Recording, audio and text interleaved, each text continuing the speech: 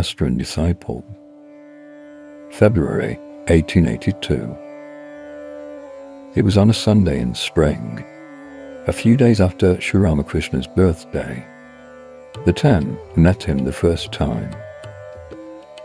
Sri Ramakrishna lived at the Kali Bari, the temple garden of Mother Kali, on the bank of the Ganges at Dakshineshwar.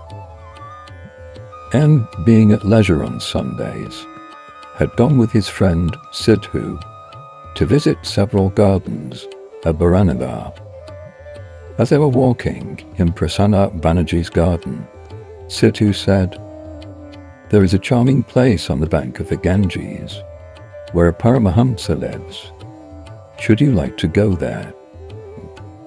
Anna assented, and they started immediately for the Dakshineshwar temple garden.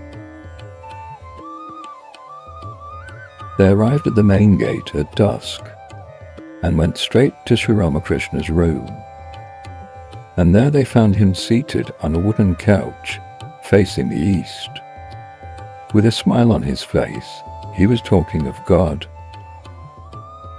The room was full of people, all seated on the floor, drinking in his words in deep silence. N stood there speechless and looked on. It was as if he were standing where all the holy places met, as if Shukadeva himself was speaking the word of God, or as if Sri Chaitanya was singing the name and glories of the Lord in Puri with Ramananda, Swarup, and the other devotees. Sri Ramakrishna said, "When, hearing the name of Hari or Rama once, you shed tears and your hair stands on end, then you may know for certain that you do not have to perform such devotions, sandhya, anymore. Then only will you have the right to renounce rituals, or rather rituals will drop away of themselves. Then it will be enough if you merely repeat only the name of Rama or Hari or simply Om. The Sandhya and the Gayatri merges in Om." M looked around him with wonder and said to himself, "What a beautiful place! What a charming man! How beautiful his words are! I have no wish to move from this spot." After a few minutes he thought, "Let me see the place first, then I'll come back here and sit down."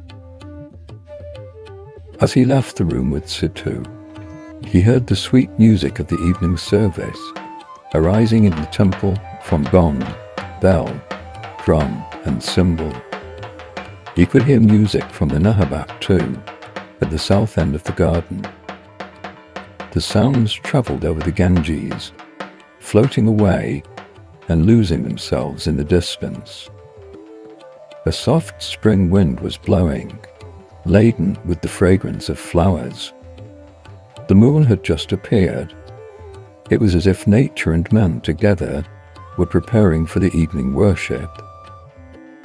M and Sidhu visited the 12 Shiva temples and the Radhakanta temple and the temple of Bhavatarini.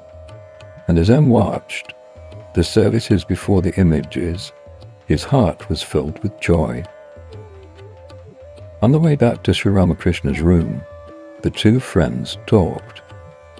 Sidhu told them that the temple garden had been founded by Rani Rasmani. He said that God was worshipped there daily as Kali, Krishna, and Shiva, and that within the gates many sadhus and beggars were fed. When they reached Sri Ramakrishna's door again, they found it shut, and Brinde the maid standing outside. M, who had been trained in English manners and would not enter a room without permission, asked her, "Is the holy man in?" Brinde replied, "Yes, he is in the room." M, "How long has he lived here?" Brinde, "Oh, he has been here a long time." M, "Does he read many books?" Brinde, Books? Oh dear no. They're all on his tongue. M had just finished his studies in college. It amazed him to hear that Sri Ramakrishna read no books. N. Perhaps it is time for his evening worship. May we go into his room? Will you tell him we're anxious to see him? Rinde. Go right in, children. Go in and sit down. Entering the room, they found Sri Ramakrishna alone, seated on the wooden couch. Incense had just been burnt, and all the doors were shut. As he entered, M, with folded hands, saluted the master. Then at the master's bidding, he and Sidhu sat on the floor. Sri Ramakrishna asked them, "Where do you live? What is your occupation? Why have you come to Baranagar?" M answered the questions, but he noticed that now and then the master seemed to become absent-minded. Later he learned that this mood is called bhava, ecstasy. It is like the state of the angler who has been sitting with his rod. The fish comes and swallows the bait, and the float begins to tremble. The angler is on the alert. He grips the rod and watches the float steadily and eagerly. He will not speak to anyone. Such was the state of Sri Ramakrishna's mind. M later heard, and himself noticed, that Sri Ramakrishna would often go into this mood after dusk, sometimes becoming totally unconscious of the outer world. Perhaps you want to perform your evening worship. In that case, may we take our leave? Sri Ramakrishna, still in ecstasy. No, evening worship. No, it's not exactly that. After a little conversation, M saluted the master and took his leave. Come again, Sri Ramakrishna said. On his way home, M began to wonder, who is this serene-looking man who is drawing me back to him? Is it possible for a man to be great without being a scholar? How wonderful it is. I should like to see him again. He himself said, "Come again." I shall go tomorrow or the day after. M's second visit to Sri Ramakrishna took place on the southeast veranda at 8 o'clock in the morning. The master was about to be shaved, the barber having just arrived. As the cold season still lingered, he had put on a moleskin shawl bordered with red. Seeing M, the master said, "So you have come. That's good. Sit down here." He was smiling. He stammered a little when he spoke. Sri Ramakrishna to M. Where do you live? M. In Calcutta, sir. Sri Ramakrishna, where are you staying here? M. I am at Baranagar, at my older sister's, Ishan Kivaraj's house. Sri Ramakrishna, oh, at Ishan's. Well, how is Keshav now? He was very ill. M. Indeed, I have heard so too, but I believe he is well now. Sri Ramakrishna, I made a vow to worship the mother with green coconut and sugar on Keshav's recovery. Sometimes, in the early hours of the morning, I would wake up and cry before her, "Mother, please make Keshav well again. If Keshav doesn't live, whom shall I talk with when I go to Calcutta?" And so it was that I resolved to offer her the green coconut and sugar. Tell me, do you know of a certain Mr. Cook who has come to Calcutta? Is it true that he is giving lectures? Once, Keshav took me on a steamer, and this Mr. Cook too was in the party. M. Yes, sir. I have heard something like that. I don't know much about him. Sri Ramakrishna. Pratap's brother came here. He stayed a few days. He had nothing to do and said he wanted to live here. I came to note that he had left his wife and children with his father-in-law. He had a whole brood of them, so I took him to task. Just fancy, he is the father of so many children. Will people from the neighborhood feed them and bring them up? He isn't even ashamed that someone else is feeding his wife and children, and that they have been left at his father-in-law's house. I scolded him very hard and asked him to look for a job. Then he was willing to leave here.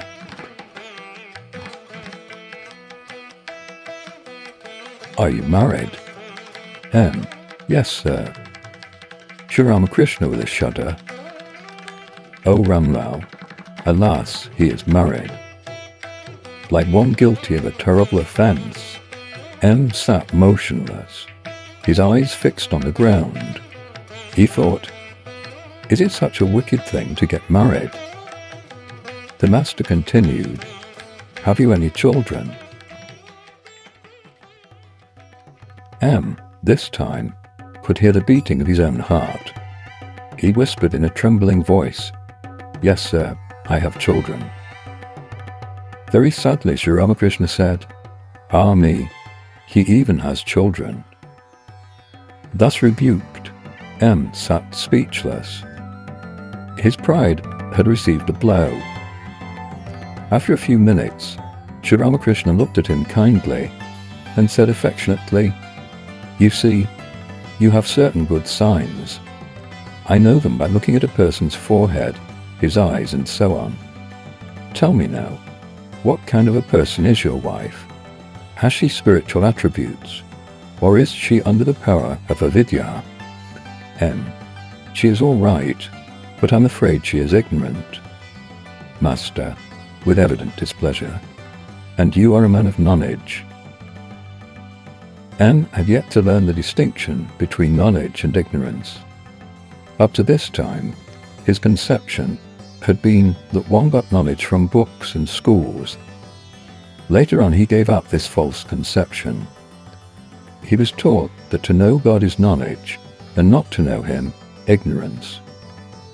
When Sri Ramakrishna exclaimed, and you are a man of knowledge, M's ego was again badly shocked. Master, well, do you believe in God with form or without form? M, rather surprised, said to himself, how can one believe in God without form when one believes in God with form? And if one believes in God without form, how can one believe that God has a form? Can these two contradictory ideas be true at the same time? Can a white liquid like milk be black? M. Sir, I like to think of God as formless. Master, very good. It is enough to have faith in either aspect. You believe in God without form. That is quite all right. But never for a moment think that this alone is true and all else false. Remember that God with form is just as true as God without form. But hold fast to your own conviction. The assertion that both are equally true amazed them. He had never learned this from his books. Thus his ego received a third blow. But since it was not yet completely crushed, he came forward to argue with the master a little more. M. Sir, suppose one believes in God with form. Certainly he is not the clay image. Master, interrupting. But why clay? It is an image of spirit.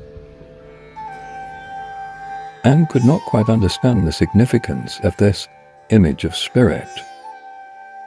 But sir, he said to the master, one should explain to those who worship the clay image that it is not God, and that, while worshipping it, they should have God in view and not the clay image. One should not worship clay. Master, sharply. That's the one hobby of you Calcutta people. giving lectures and bringing others to the light. Nobody ever stops to consider how to get the light himself. Who are you to teach others? He who is the Lord of the universe will teach everyone. He alone teaches us, who has created this universe, who has made the sun and moon, men and beasts, and all other things, who has provided means for their sustenance, who has given children parents and endowed them with love to bring them up. The Lord has done so many things. Will he not show people the way to worship him? If they need teaching, then he will be the teacher. He is our inner guide. Suppose there is an error in worshipping the clay image. Doesn't God know that through it, he alone is being invoked? He will be pleased with that very worship. Why should you get a headache over it? You had better try for knowledge and devotion yourself. This time, M felt that his ego was completely crushed. He now said to himself, "Yes, he has spoken the truth. What need is there for me to teach others? Have I known God? Do I really love him? I haven't enough room for myself in my bed, and I'm inviting my friend to share it with me. I know nothing about God, yet I am trying to teach others. What a shame. How foolish I am. This is not mathematics or history or literature that one can teach it to others. No, this is the deep mystery of God. What he says appeals to me." This was M's first argument with the Master, and happily his last. Master: You are talking of worshipping the clay image. Even if the image is made of clay, there is need for that sort of worship. God himself has provided different forms of worship. He who is the Lord of the universe has arranged all these forms to suit different men in different stages of knowledge. The mother cooks different dishes to suit the stomachs of her different children. Suppose she has 5 children. If there is a fish to cook, she prepares various dishes from it: pilau, pickled fish, fried fish, and so on, to suit their different tastes and powers of digestion. Do you understand me? M. Humbly: Yes, sir. How, sir, may we fix our minds on God? Master: Repeat God's name and sing his glories and keep holy company, and now and then visit God's devotees and holy men. The mind cannot dwell on God if it is immersed day and night in worldliness, in worldly duties and responsibilities. It is most necessary to go into solitude now and then and think of God. To fix the mind on God is very difficult in the beginning, unless one practices meditation in solitude. When a tree is young, it should be fenced all around, otherwise it may be destroyed by cattle. To meditate, you should withdraw within yourself, or retire to a secluded corner, or to the forest, and you should always discriminate between the real and the unreal. God alone is real, the eternal substance. All else is unreal, that is, impermanent. By discriminating thus, one should shake off impermanent objects from the mind. M. Humbly: How ought we to live in the world? Master: Do all your duties, but keep your mind on God. Live with all, with wife and children, father and mother, and serve them. Treat them as if they were very dear to you, but know in your heart of hearts that they do not belong to you. A maidservant in the house of a rich man performs all the household duties, but her thoughts are fixed on her own home in her native village. She brings up her master's children as if they were her own. She even speaks of them as my Rama or my Hari. But in her own mind, she knows very well that they do not belong to her at all. The tortoise moves about in the water, but can you guess where her thoughts are? There on the bank, where her eggs are lying. Do all your duties in the world, but keep your mind on God. If you enter the world without first cultivating love for God, you will be entangled more and more. You will be overwhelmed with its danger, its grief, its sorrows, and the more you think of worldly things, the more you will be attached to them. First, rub your hands with oil, and then break open the jackfruit. Otherwise they will be smeared with its sticky milk. First secure the oil of divine love, and then set your hands to the duties of the world.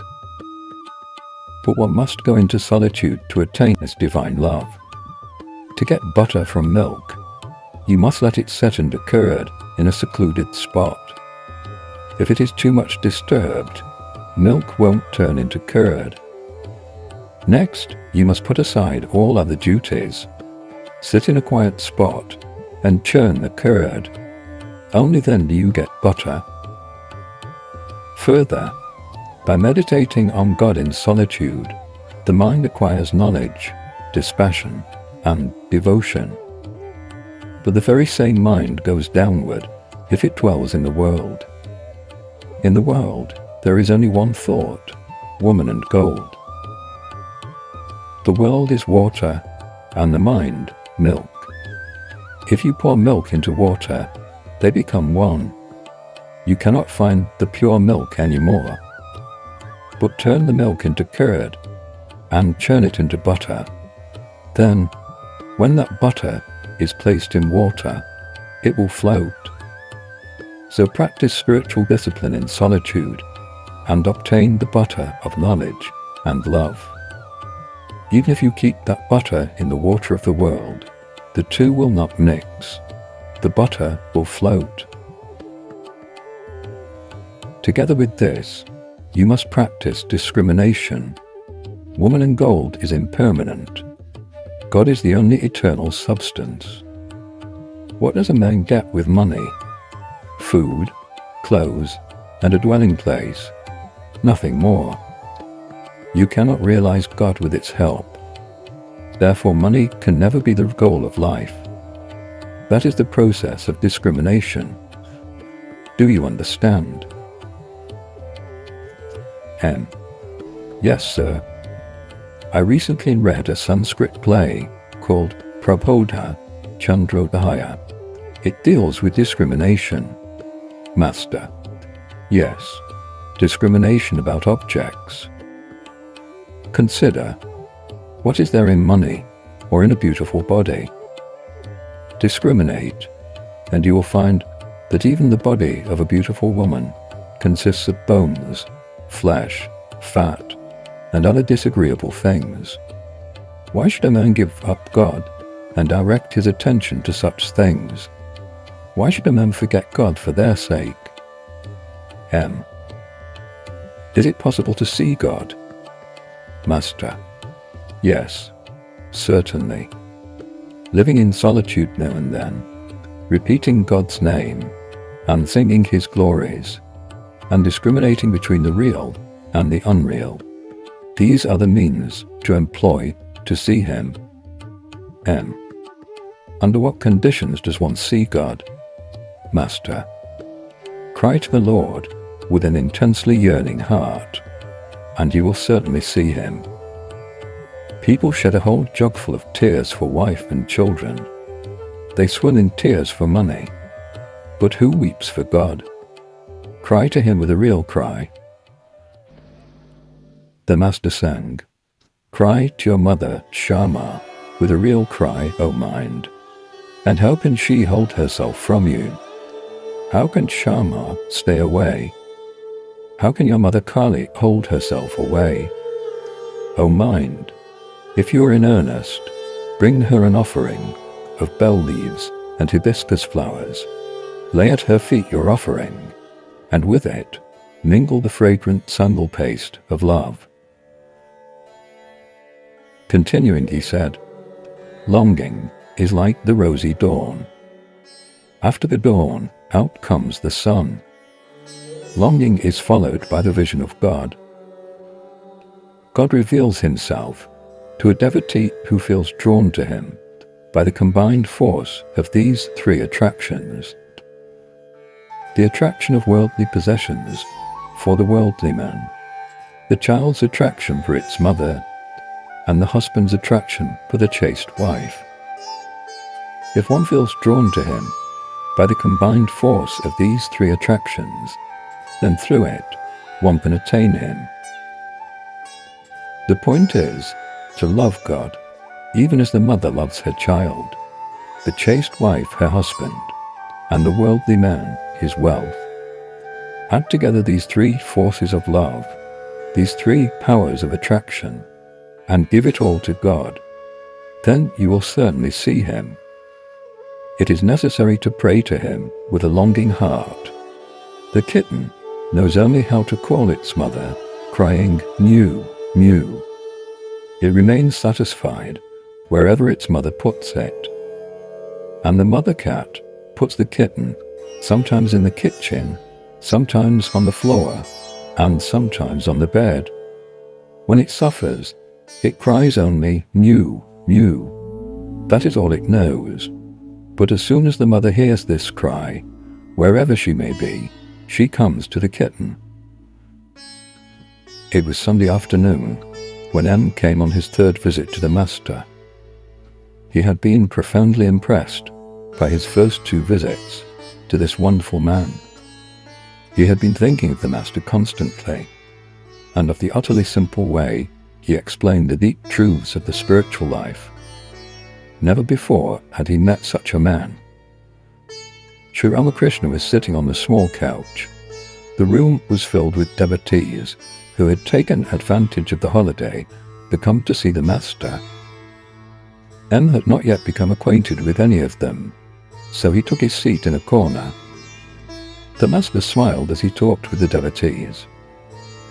He addressed his words particularly to a young man of 19 named Narendranath, who was a college student and frequented the Sadharan Brahmo Samaj. His eyes were bright, his words were full of spirit, and he had the look of a lover of God.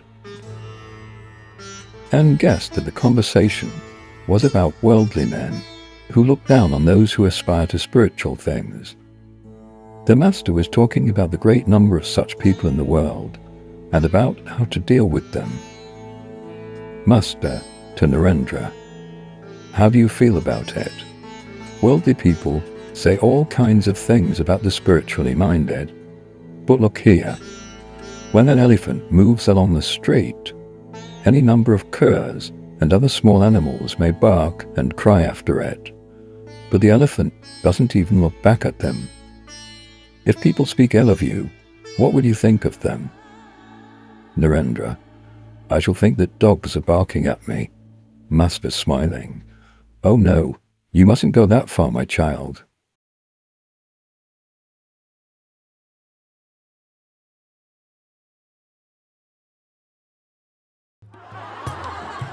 God dwells in all beings, but you may be intimate only with good people.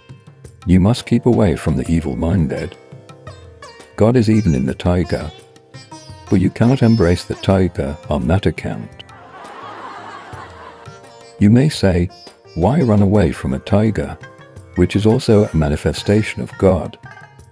The answer to that is, those who tell you to run away are also manifestations of God, and why shouldn't you listen to them? Let me tell you a story. In a forest, there lived a holy man who had many disciples. One day, he taught them to see God in all beings, and knowing this, to bow low before them all. A disciple went to the forest to gather wood for the sacrificial fire. Suddenly he heard an outcry. Get out of the way, a mad elephant is coming. All but the disciple of the holy man took to their heels. He reasoned that the elephant was also God in another form. Then why should he run away from it? He stood still, bowed before the animal, and began to sing its praises. The mahout of the elephant was shouting, "Run away, run away." But the disciple didn't move. The animal seized him with its trunk, cast him to one side, and went on its way.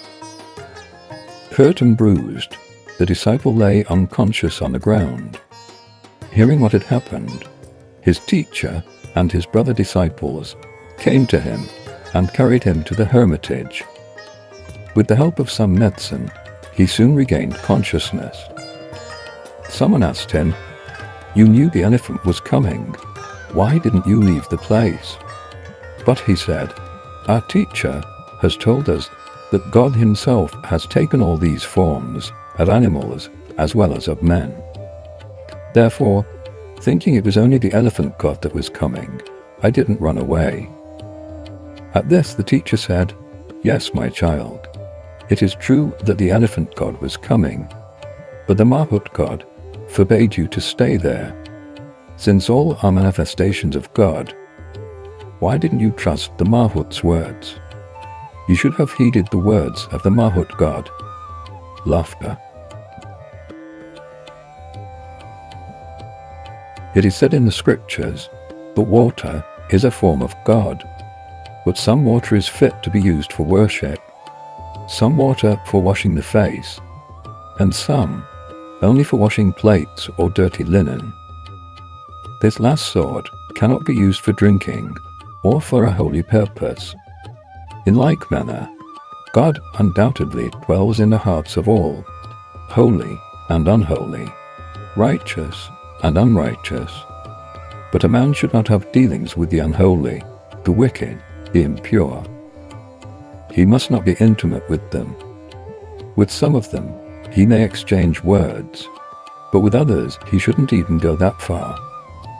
He should keep aloof from such people. A devotee. Sir, if a wicked man is about to do harm, or actually does so, should we keep quiet then? Master, a man living in society should make a show of tamas to protect himself from evil-minded people, but he should not harm anyone in anticipation of harm likely to be done to him. Listen to a story. Some cowherd boys used to tend their cows in a meadow where a terrible poisonous snake lived. Everyone was on the alert for fear of it. One day, a brahmachari was going along the meadow. The boys ran to him and said, "Revered sir, please don't go that way. A venomous snake lives over there." "What of it, my good children?" said the brahmachari. "I am not afraid of the snake. I know some mantras." So saying, he continued on his way along the meadow. But the cowherd boys, being afraid, did not accompany him. In the meantime, the snake moved swiftly towards him with upraised hood. As soon as it came near, he recited a mantra, and the snake lay at his feet like an earthworm. The brahmachari said, "Look here, why do you go about doing harm? Come, I will give you a holy word. By repeating it, you will learn to love God. Ultimately, you will realize Him, and so get rid of your violent nature." Saying this, he taught the snake a holy word and initiated him into spiritual life. The snake bowed before the teacher and said, "Revered sir, how shall I practice spiritual discipline?" "Repeat that sacred word," said the teacher, "and do not harm anybody." As he was about to depart, the brahmachari said, "I shall see you again." Some days passed, and the cowherd boys noticed that the snake would not bite. They threw stones at it. Still it showed no anger. It behaved as if it were an earthworm. One day, one of the boys came close to it, caught it by the tail, and whirling it round and round, dashed it again and again on the ground, and threw it away. The snake vomited blood and became unconscious. It was stunned. It could not move. So thinking it dead, the boys went their way. Late at night, the snake regained consciousness. Slowly, and with great difficulty, it dragged itself into its hole. Its bones were broken, and it could scarcely move. Many days passed. The snake became a mere skeleton, covered with skin. Now and then, at night, it would come out in search of food. For fear of the boys, it would not leave its hole during the daytime. Since receiving the sacred word from the teacher, it had given up doing harm to others.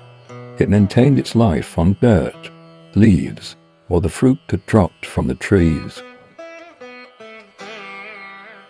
About a year later, the brahmachari came that way again and asked after the snake.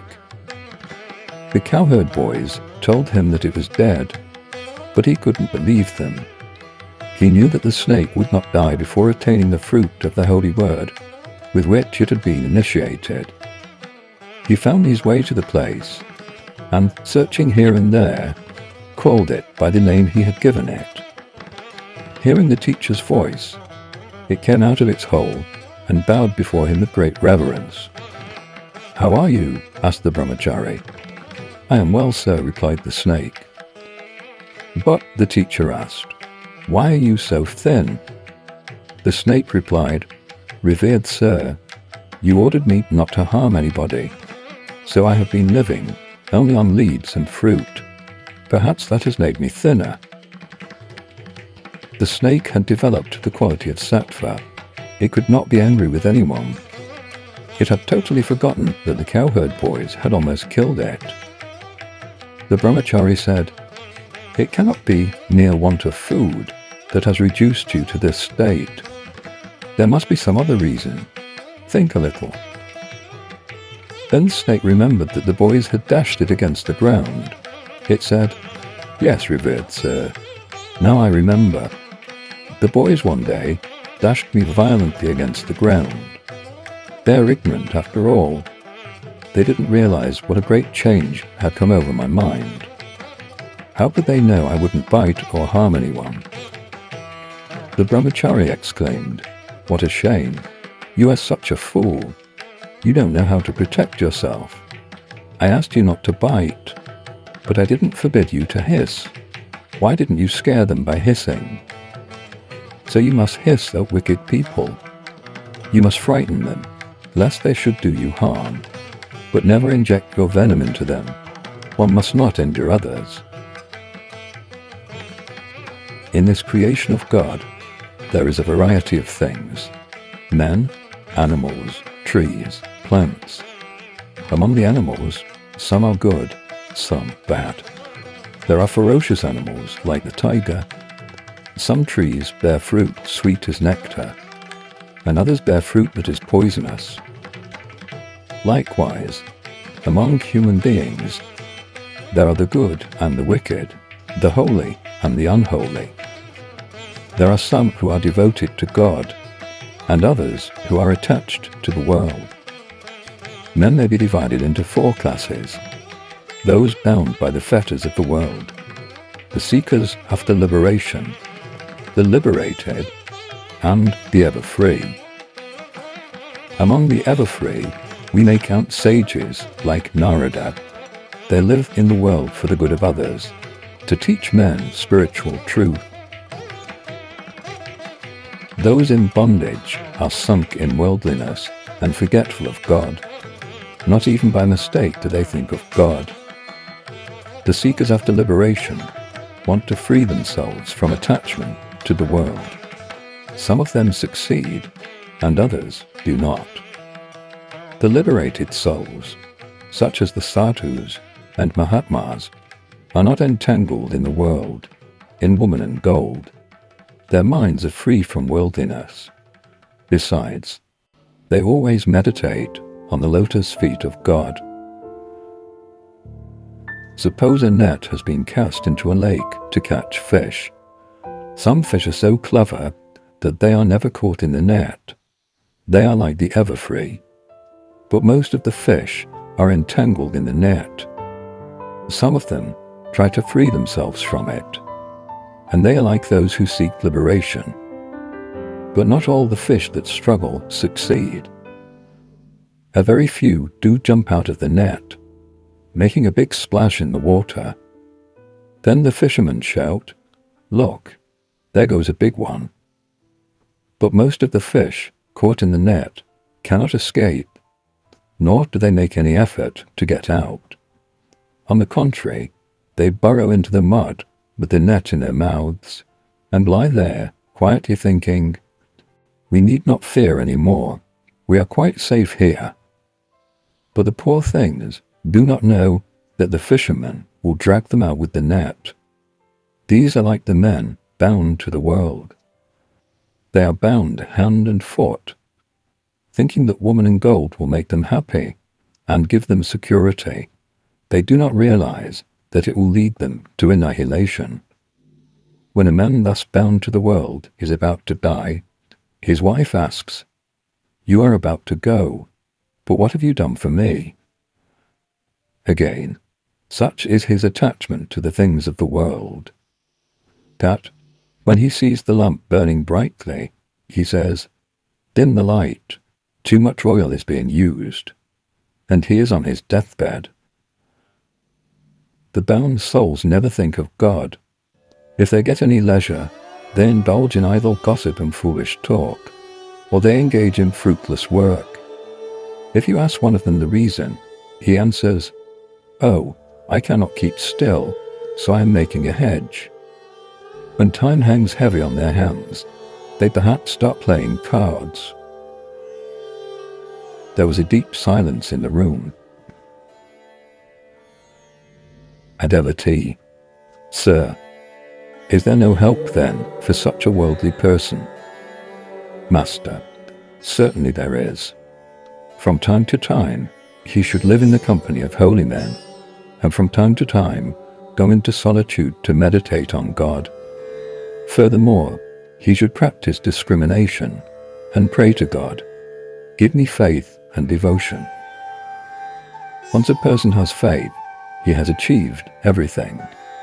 There is nothing greater than faith." To Kedar: "You must have heard about the tremendous power of faith. It is said in the Purana that Rama, who was God himself, the embodiment of absolute Brahman, had to build a bridge to cross the sea to Ceylon. But Hanuman, trusting in Rama's name, cleared the sea in one jump and reached the other side. He had no need of a bridge." All laugh. Once a man was about to cross the sea. Vibhishana wrote Rama's name on a leaf, tied it in a corner of the man's wearing cloth, and said to him, "Don't be afraid. Have faith and walk on the water. But look here, the moment you lose faith, you will be drowned." The man was walking easily on the water. Suddenly, he had an intense desire to see what was tied in the cloth. He opened it and found only a leaf with the name of Rama written on it. "What is this?" he thought. "Just the name of Rama." As soon as doubt entered his mind, he sank under the water. If a man has faith in God, then even if he has committed the most heinous sins, such as killing a cow, a Brahmin, or a woman, he will certainly be saved through his faith. Let him only say to God, "O Lord, I will not repeat such an action," and he need not be afraid of anything. When he had said this, the master sang, "If only I can pass away repeating Durga's name. How canst thou then, O Blessed One, withhold from me deliverance, wretched though I may be? I may have stolen a drink of wine, or killed a child unborn, or slain a woman or a cow, or even caused a Brahmin's death. But though it all be true, Nothing of this can make me feel the least uneasiness, for through the power of thy sweet name, my wretched soul may still aspire even to Brahmanhood. Pointing to Narendra, the master said, "You all see this boy. He behaves that way here. A naughty boy, seems very gentle when with his father, but he is quite another person when he plays in the Chandni." Narendra and people of his type belong to the class of the ever-free. They are never entangled in the world. When they grow a little older, they feel the awakening of inner consciousness and go directly toward God. They come to the world only to teach others. They never care for anything of the world. They are never attached to woman and gold. The Vedas speak of the Homa bird. It lives high up in the sky, and there it lays its eggs. As soon as the egg is laid, it begins to fall, but it is so high up that it continues to fall for many days. As it falls, it hatches, and the chick falls. As the chick falls, its eyes open, it grows wings. As soon as its eyes open, it realizes that it is falling and will be dashed to pieces on touching the earth. Then it at once shoots up towards the mother bird high in the sky. At this point, Narendra left the room. Kedar, Ramakrishna, M, and many others remained. Master, you see, Narendra excels in singing, playing on instruments, study, and everything. The other day, he had a discussion with Kedar and tore his arguments to shreds. All laugh. To M, is there any book in English on reasoning? M, yes sir, there is. It is called Logic. Master, tell me what it says. M was a little embarrassed. He said, one part of the book deals with deduction from the general to the particular. For example, all men are mortal. Scholars are men. Therefore, scholars are mortal. Another part deals with the method of reasoning from the particular to the general. For example, this crow is black. That crow is black. The crows we see everywhere are black. Therefore, all crows are black. But there may be a fallacy in the conclusion arrived at in this way, for on inquiry, one may find a white crow in some country. There is another illustration. If there is rain, there is or has been a cloud. Therefore, rain comes from a cloud. Still another example. This man has 32 teeth. That man has 32 teeth. All men we see have 32 teeth. Therefore, men have 32 teeth. English logic deals with such inductions and deductions. Sri Ramakrishna barely heard these words. While listening, he became absent-minded, so the conversation did not proceed far. When the meeting broke up, the devotees sauntered in the temple garden. M went in the direction of the Panchavati. It was about 5 o'clock in the afternoon. After a while, he returned to the master's room. There, on the small north veranda, he witnessed an amazing sight. Sri Ramakrishna was standing still, surrounded by a few devotees, and Narendra was singing. M had never heard anyone except the master sing so sweetly. When he looked at Sri Ramakrishna, he was struck with wonder, for the master stood motionless, with eyes transfixed. He seemed not even to breathe. A devotee told M that the master was in samadhi. M had never before seen or heard of such a thing. Silent with wonder, he thought, is it possible for a man to be so oblivious of the outer world in the consciousness of God? How deep his faith and devotion must be to bring about such a state. Narendra was singing, "Meditate, O my mind, on the Lord Hari, the stainless one, pure spirit through and through. How peerless is the light that in him shines. How soul-bewitching is his wondrous form. How dear is he to all his devotees. Even more beauteous in fresh, blossoming love, that shames the splendor of a million moons. Like lightning gleams the glory of his form, raising erect the hair for very joy." The master shuddered when this last line was sung. His hair stood on end, and tears of joy streamed down his cheeks. Now and then his lips parted in a smile. Was he seeing the peerless beauty of God, that shames the splendor of a million moons? Was this the vision of God, the essence of spirit? How much austerity and discipline, how much faith and devotion must be necessary for such a vision? With mind serene and eyes made radiant with heavenly love, behold that matchless sight.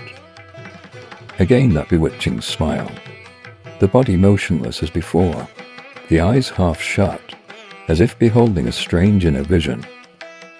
The song drew to a close. Narendra sang the last lines.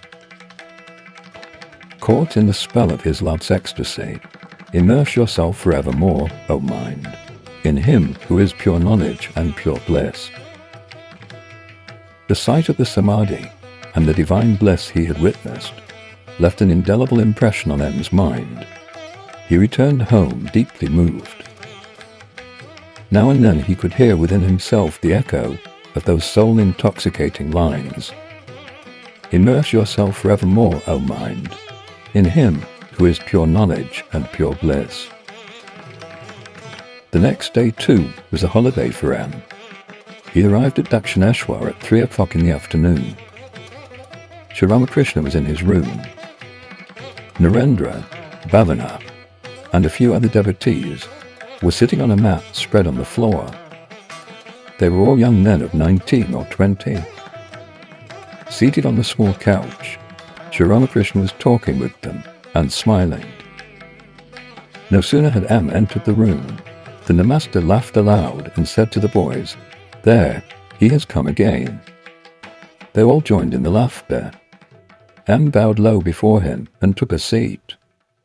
Before this, he had saluted the master with folded hands, like one with an English education.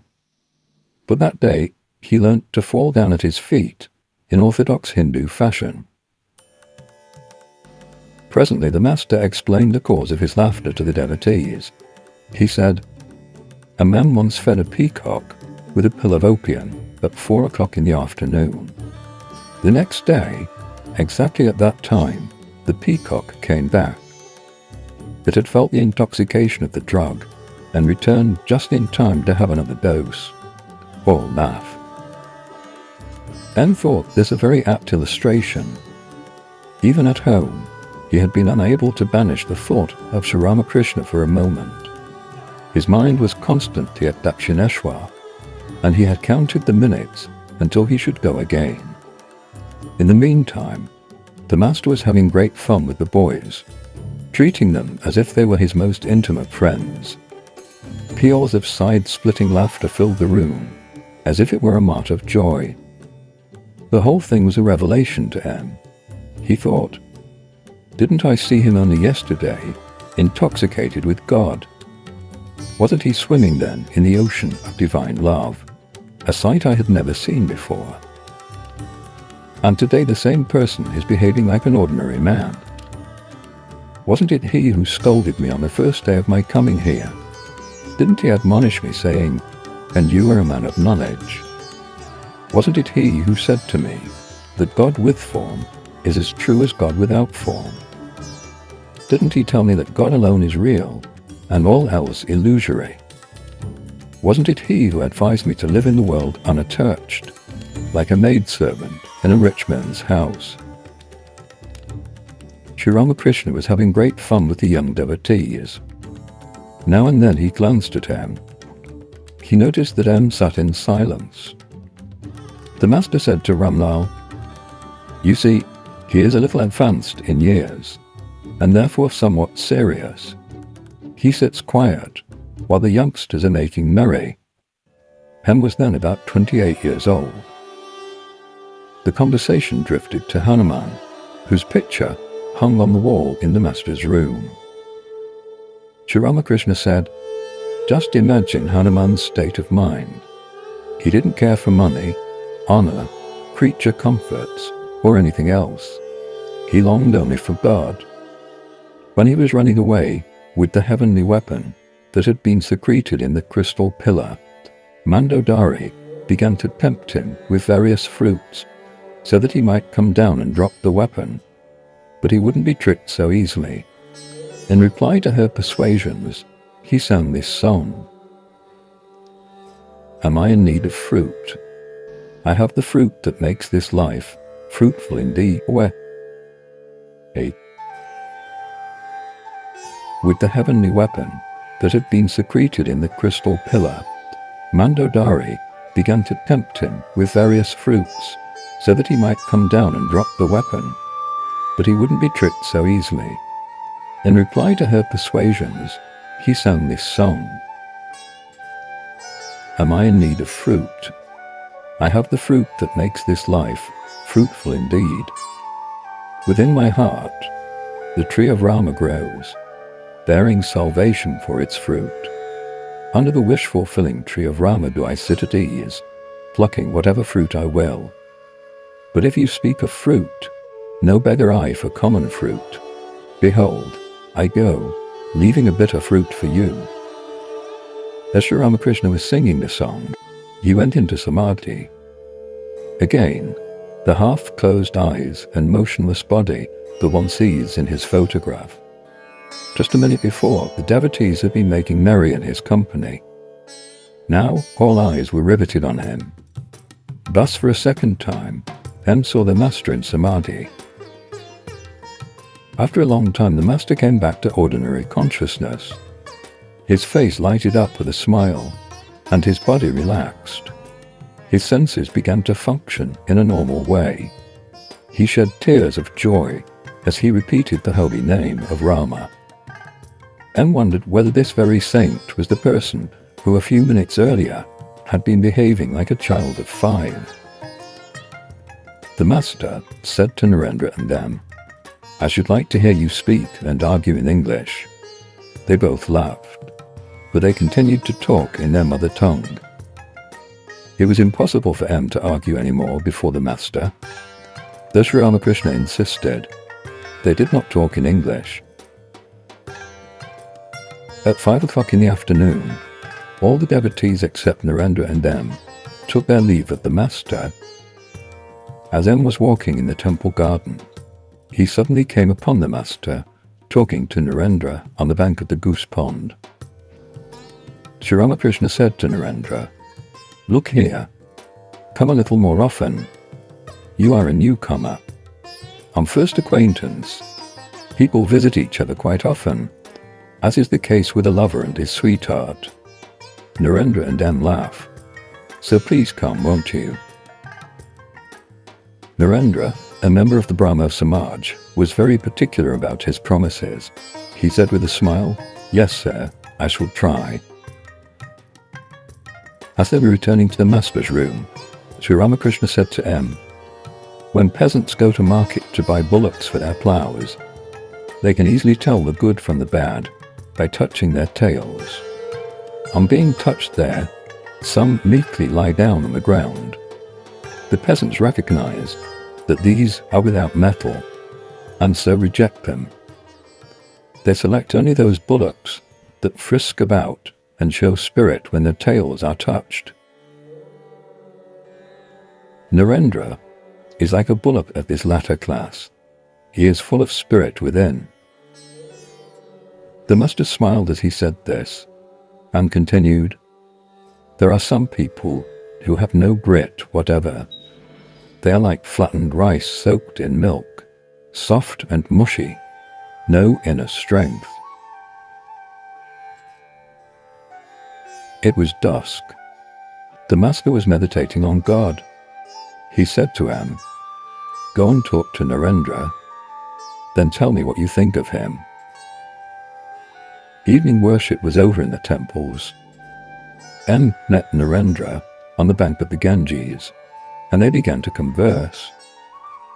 Narendra told M about his studying in college, his being a member of the Brahmo Samaj, and so on. It was now late in the evening, and time for M's departure, but he felt reluctant to go, and instead went in search of Sri Ramakrishna. He had been fascinated by the master's singing, and wanted to hear more. At last he found the master pacing alone in the Nat Mandir, in front of the Kali temple. A light was burning in the temple on either side of the image of the Divine Mother. The single lamp in the spacious Nat Mandir blended light and darkness into a kind of mystic twilight in which the figure of the master could be dimly seen.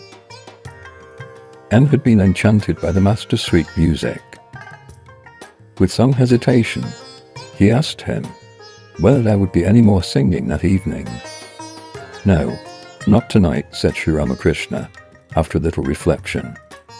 Then, as if remembering something, he added, "But I'm going soon to Balaram Bose's house in Calcutta. Come there, and you'll hear me sing." M agreed to go. "Master, do you know Balaram Bose?" M: "No, sir, I don't." "Master, he lives at Bosepara." M: "Well, sir, I shall find him." As Sri Ramakrishna walked up and down the hall with M, he said to him, "Let me ask you something.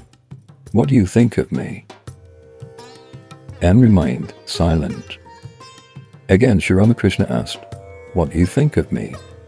How many annas of knowledge of God have I?" M: "I don't understand what you mean by annas, but of this I'm sure. I have never before seen such knowledge, ecstatic love, faith in God, renunciation, and Catholicity anywhere." The master laughed. M bowed low before him and took his leave.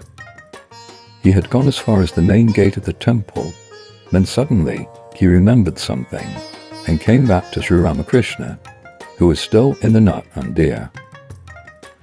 In the dim light, the master, all alone, was pacing the hall, rejoicing in the self, as the lion lives and roams alone in the forest. In silent wonder, M surveyed the great soul. Master to M: "What makes you come back?" M: "Perhaps the house you asked me to go to belongs to a rich man. They may not let me in. I think I had better not go. I would rather meet you here." Master: "Oh no, why should you think that? Just mention my name. Say that you want to see me, then someone will take you to me." M nodded his assent, and after saluting the master, took his leave.